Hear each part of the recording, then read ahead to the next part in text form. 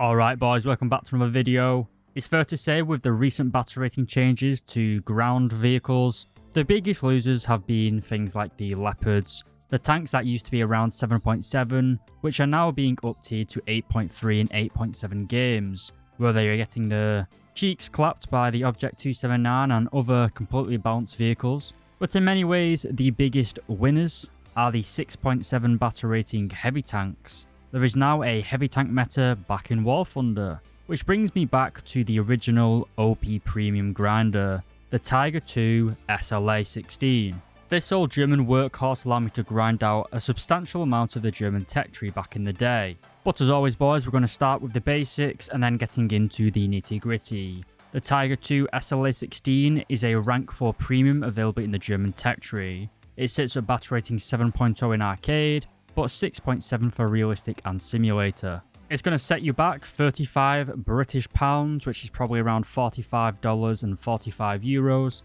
And for that, you also get 1,000 golden eagles and 7 days of premium time. Like always, it'll cost you 10,000 silver lions to put it in your lineup, and for the expert qualification, which I would recommend getting as it will drastically decrease your reload time, it's 380,000 silver lions. The ace qualifications are never as important in tanks as they are in jets, but the ace qualification is 990 golden eagles, still worth getting in my opinion if you can afford it. For the reward multipliers, for our RP we have 552%, and for Silver Lion it's 585%. So you aren't going to be making as much money if you were to buy a top tier premium grinder, but that is to be expected. So boys, with its long barrel 88mm gun and cool add-on track arm around its turret, is the Tiger II SLA 16 still worth buying in the current meta? Or is it still being bullied by low tier tanks firing APDS and SAKO? If you'd like to know the answer boys, then stick around for the rest of the video.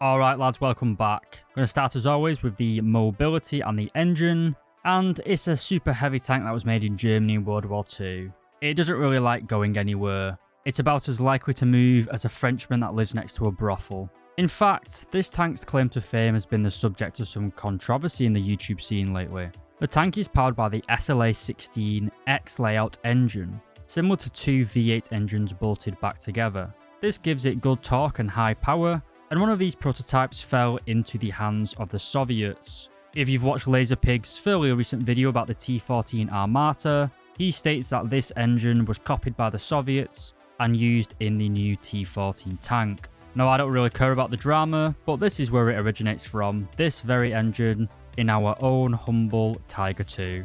The engine produces 750 horsepower, but bear in mind this tank does weigh 70 tons, so we only have a power to weight ratio of 10.7 horsepower per ton, which there's no way to sugarcoat it, it's pretty awful. The acceleration of the tank is very limited, especially if you're on uneven ground or trying to go uphill. It's basically impossible for you to push over a hill and get a shot off if you're facing something like a medium tank, but then again, that's a skill issue. It has a top speed of 42 km per hour in realistic battles, and a reverse speed of 12 km per hour. Again, not terrible, but with that acceleration, it's only really achievable going downhill. But then come on to the survivability. And the Germans basically stuffed 5 method-acted chocolate-eating Germans into this thing.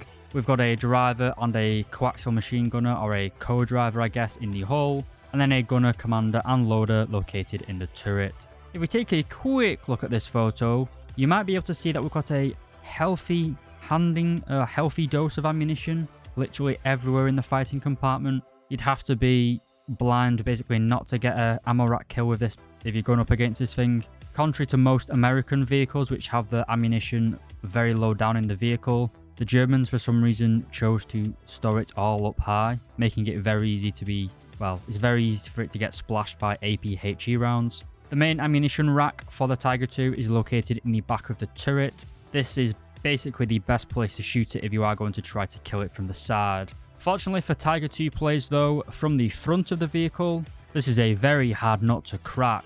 If we take a look at the lower frontal plate, and it's actually 100mm thick, but but it's angled at 50 degrees, giving it an effective thickness of 190mm. The upper frontal plate is thicker still. It is 150mm thick by itself and angled at 50 degrees again, giving it an effective thickness of 213mm. And the single thickest part of this tank's armour, at least in terms of plate thickness, is the turret front at 185mm thick. But because it isn't really sloped, it's only got an effective thickness of 172mm. While your lower frontal plate and upper frontal plate are basically immune to most guns at battle rating 6.7, there are quite a lot of medium and heavy tanks which can go through your turret front. So unless you are shooting at someone, I'd recommend if you're reloading to slightly angle your turret, just to give you a little bit more protection. Other weaknesses of this tank, apart from the large ammo rack at the rear of the turret bustle, the side armour is only 80mm thick. It is still good enough to be used for slightly angling the vehicle. If you angle it at about 60 degrees, you can get some pretty effective thicknesses. And finally, the last major weak spot from the front is going to be the commander's cupola. An enemy that has APHE rounds will be able to splash down into the fighting compartment, where your methamphetamine powered crew and highly flammable ammunition will not appreciate it. We then move on to the cannon, and this is the 88mm KWK-43. This is a longer barreled version of the gun that was found on the Tiger. Basically, the Germans copy and pasted the Flak 88 gun and put it on a tank. We can carry 70 rounds in total, and you can really take as many rounds into battle as you want really. It's not going to make you any less vulnerable. I tend to just take 22. This leaves ammunition just in the turret bustle and none around the sides of the vehicle. This is almost certainly just a placebo effect though. It doesn't make you any less vulnerable to incoming fire. One of the good things about the Tigers, and especially the German heavy tanks in general, is that while they have a very high powerful gun, they also have a pretty short reload speed. The 88mm found on this tank can reload every 9.75 seconds with a stock crew, and with an ace crew that drops down to 7.5 seconds. Compared to a lot of the Soviet and American heavy tanks which have reloads in excess of 15 seconds, you can start to see just how powerful the German heavy tanks are. They have fantastic combinations of rate of fire, good overall armor protection, and high penetration and high post-pen ammunition, as we'll see shortly. So the main round for this tank is the Panzergranat, if that's how you pronounce it, I don't really know, 39/43. This travels at 1000 meters per second, which is very fast, owing to its roots as a flak gun. It can also penetrate 230mm of armor at a range of 100 meters, which is more than enough for pretty much any enemy you will be facing, with the exception of some up tiers to 7.3, where you will face some of the big scary Soviet heavy tanks. The shell also contains 109 grams of TNT equivalent, giving it a very potent bursting charge. We also have 3 other rounds, a high explosive round, a heat round, and an APCR round. It's worth bearing in mind though that the heat round only can penetrate 100mm of armor, which is very limited, and the APCR round, while boasting high penetration, is only effective against shooting at flat armor, and it of course loses the post-pen damage as it has no explosive filler and creates very little shrapnel. Because of this, I would only take 22 rounds of the APC-BC into battle, which also saves you money as it costs you nothing to fire your stock round.